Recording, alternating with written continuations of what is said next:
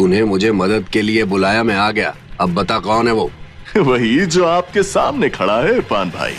तू कहीं देखा देखा सा लगता है, पर अब किसी और को नहीं दिखेगा। तू गुजरात शहर में रहकर मुझे नहीं जानता क्या?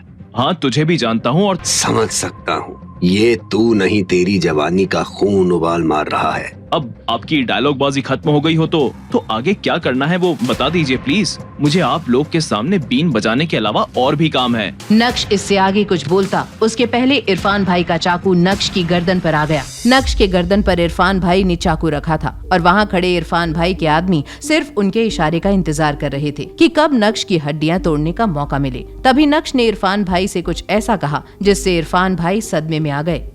इरफान भाई, किसी जमाने में आपको सुल्तान के नाम से जाना जाता था। उस सुल्तान को किसी ने मुंबई शहर से भागने के लिए मजबूर कर दिया था। क्या आप जानते हैं वो इंसान कौन था? ये सब बातें तुझे कैसे पता? खैर, अब कोई फर्क नहीं पड़ता क्योंकि तू बस 2 पल का मेहमान है। तो इस 2 पल के मेहमान की आखिरी इच्छा समझकर एक काम करो। याद करो कि मुंबई में कार्तिक नाम के लड़के से जब पंगा लिया था तब किसी ने तुम्हारी बैंड बजाई थी। सोचो सुल्तान, सोचो। ये मुझसे क्या हो गया? ओह माय गॉड, इरफान भाई इस कचरे के आगे झुक कैसे रहे हैं? और ये सुल्तान आखिर है कौन? क्या इरफान भाई ये सुल्तान तो नहीं? माफ करना मालिक, मुझे पता नहीं था आपके बारे में। मुझसे गलती हो गई। मालिक? ये नक्श को मालिक क्यों बोल रहा है? इरफान भाई, ये आप क्या कर रहे हो? आप इस लड़के की हड्डी पसली एक क्यों नहीं कर रहे? जब मैम्बो अंकल को इरफान भाई से जवाब नहीं मिला तो वो गुस्से से तिलमिला उठा। वो नक्श को एक जोर का घूसा मारने के लिए जैसे ही उसके पास तेजी से बढ़ने लगा, इरफान भाई ने मैम्बो अंकल को जोर की लात मारी जिससे वो जमीन पर धूल चाटने लगा। इरफान भाई इतने गुस्से में था कि उसने मैम्बो अंकल को उठाया और उसे जबरदस्त तमाचे मारने लगा। तू हमेशा दूसरों को नीचा दिखाने से पहले नहीं सोचता। तेरी वजह से आज मैं मरते मरते बचा। अब मैं तुझे जिंदा नहीं छोड़ूंगा। इरफान भाई, मुझसे कोई गलती हो गई क्या? ये मत भूलो कि जब आपके साथ कोई नहीं था तब मैं आपके साथ खड़ा था। इतनी जल्दी भूल गए वो दिन जब मैंने आपको मुंबई से यहाँ आने के लिए मदद की थी? तुझे लगता है कि तू जो भी करता है सही करता है? आज तेरे साथ मैं एक सही काम करता हूँ, रुक। अपने बेटे की इस हालत को देख कल्याणी ने जावेरी परिवार के कुछ जवान लोगों को आगे भेजा, लेकिन उन्होंने जैसे ही इरफान भाई के हाथों में चाकू देखा, सबके कदम मानो जम से गए। इरफान भाई नक्श के आगे नजरें झुकाकर खड़ा था। मालिक, मुझे माफ कर दीजिए। मैं बेवकूफ था जो मैम्बो की बातों में आ गया। जो कुछ भी हुआ उसे भुला दीजिए और मुझे जाने दीजिए। मैं ठीक है, कोई बात नहीं।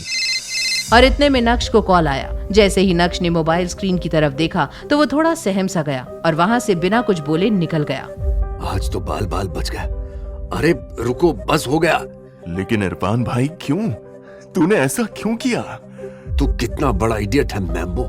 इतना सब कुछ होने के बाद भी तुझे समझ नहीं आया कि नक्श कोई छोटा मोटा आदमी नहीं है। और मैं आज बोलूंगा और आखिरी बार बोलूंगा, आज के बाद मेरे नाम का गलत इस्तेमाल मत करना। आज से तेरा और मेरा रिश्ता खत्म। इतना बोलने के बाद इरफान भाई अपने आदमियों को लेकर वहाँ से चला गया और जावेरी खानदान को अचानक से होश आया और वो मैम्बो अंकल के पास दौड़ते हुए आए। मैम्बो, तुम ठीक तो हो? ज्यादा तो नहीं लगी? मामू, ओ मामू, ठीक तो हो ना? ज्यादा तो नहीं मारा? पैग लेकर आऊं क्या? जब मैं मार खा रहा था तब तुम बुद्ध बन के खड़े थे। अब बड़ी फिक्र हो रही है मेरी। मुझे ठीक होने दो, एक एक को देख लूंगा। नहीं मामू, हमने पूरी कोशिश की आपको बचाने की। चुप! गाड़ी निकालो, हम सीधा घर जाएंगे और सारे गेस्ट को भी लेके चलो। मैं इस तरह अपने लोगों को घर नहीं भेज सकता। मैम्बो का आदेश सुन सब गाड़ी में बैठ गए और जावेरी मैंशन की ओर निकल गए। जैसे ही सब मैंशन पर पहुंचे, वहां 6 लग्जूरियस कार्स खड़ी थी। दूसरी कार की फ्रंट सीट पर एक खास शख्स बाहर आया।